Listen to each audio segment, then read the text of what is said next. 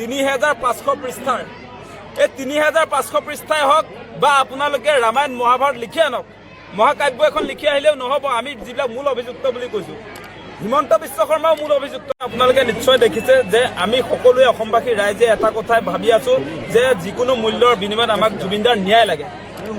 আমি সকলোৱে কৈ আছোঁ যে ১২ তাৰিখে যিটো আচলতে চাৰ্জশ্বিট দাখিল কৰাৰ সিদ্ধান্ত গ্ৰহণ কৰিছে, সেই চাৰ্জশ্বিটটোত আমি এটা বস্তু দেখিলোঁ যে ইমান দীঘলীয়া সময় তেওঁলোকে তদন্ত কৰিলে, কিন্তু মূল অভিযুক্তক আপোনাৰ ঢুকি নাপালে।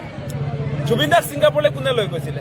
আজি আপোনাৰ ছিংগাপুৰত নৰ্থ ইষ্ট ইণ্ডিয়া ফেষ্টিভেল চামকানু মহন্তক লগত লৈ হাই কমিশ্যন অফ ইণ্ডিয়াই পাতিছিলে। হাই কমিশ্যন অফ ইণ্ডিয়া মানে বিজেপি চৰকাৰে পাতিছিলে।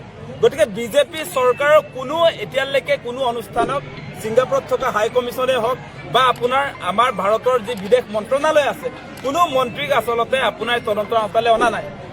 আপোনাৰ ঘটনা ঘটিছে ছিংগাপুৰত, কিন্তু ইয়াত আপুনি চাব গুৱাহাটীত আপোনাৰ হোটেল এই যিবিলাকত আপোনাৰ জুবিনদাই কেতিয়াবা পুৰি বা চাহ খাইছিলে, সেইবিলাক মানুহক তদন্তৰ আওতালৈ আনিছে। গুৱাহাটীৰ বিহু কমিটিবিলাকক তদন্তৰ আওতালৈ আনিছে। গতিকে তদন্ত কৰিব লাগিছিলে ছিংগাপুৰৰ আছাম এছ'চিয়েশ্যনৰ যিবিলাক সভাপতি সম্পাদক, তদন্ত কৰিব লাগিছিলে এই য়ট পাৰ্টি কৰোঁতে যে জুবিনদাৰ সাগৰত পৰি মৃত্যু হ'ল তন্ময় ফুকন যিগৰাকী অৰ্গেনাইজাৰ, সেই মানুহজনক আপোনাৰ তদন্তৰ আওতালৈ নানিলে, গ্ৰেপ্তাৰ নকৰিলে। তাৰপাছত তেওঁলোকে চাৰ্জশ্বিট দাখিল কৰিব বোলে সেই চাৰ্জশ্বিটটো হ'ব আপোনাৰ ৩৫০০ পৃষ্ঠাৰ। এই ৩৫০০ পৃষ্ঠাই হওক বা আপোনালোকে ৰামায়ণ মহাভাৰত লিখি আনক, মহাকাব্য এখন লিখি আহিলেও নহ'ব। আমি যিবিলাক মূল অভিযুক্ত বুলি কৈছোঁ, হিমন্ত বিশ্ব শৰ্মাও মূল অভিযুক্ত। কাৰণ এই হাই কমিশ্যন অফ ইণ্ডিয়াৰ লগত নৰ্থ ইষ্ট ইণ্ডিয়া ফেষ্টিভেল কেনেকৈ আয়োজন হ'ব, চামকানু মহন্তই কি দায়িত্বত থাকিব, সেই কথা বতৰা আপোনাৰ দীঘলীয়া আপোনাৰ মিটিঙত তেওঁলোকৰ চলি আছিলে। মিটিং মানে তেওঁলোকৰ যিবিলাক চিঠি পত্ৰ আছিলে হাই কমিশ্যন অফ ইণ্ডিয়াৰ আৰু আপোনাৰ হিমন্ত বিশ্ব শৰ্মাৰ মাজত এপ্ৰিল মাহৰ পৰা যোগাযোগ চলি আছিলে। এতিয়া জুবিনদাৰ মৃত্যু হোৱাৰ কাৰণে তেওঁলোকে কোনো লেনদেন নাই, মানে নৰ্থ ইষ্ট ফেষ্টিভেলৰ লগত তেওঁ লেনদেন নাইকিয়া হৈ গ'ল। তাৰপাছত চামকানু মহন্তক তেওঁ চিনিয়ে নাপাওঁ বুলি কৈ দিলে। গতিকে এই মানুহজনে অসমৰ মানুহক ব্লেকমেইল কৰি আছে। আৰু এতিয়া তেওঁ এটা বস্তু সন্মুখলৈ আনিছে, চাৰ্জশ্বিট ১২ তাৰিখে দাখিল কৰিব। তেওঁ কৈ ফুৰিছে বোলে মহে কামুৰিছে চামকানু মহন্তক, সিদ্ধাৰ্থ শৰ্মাই।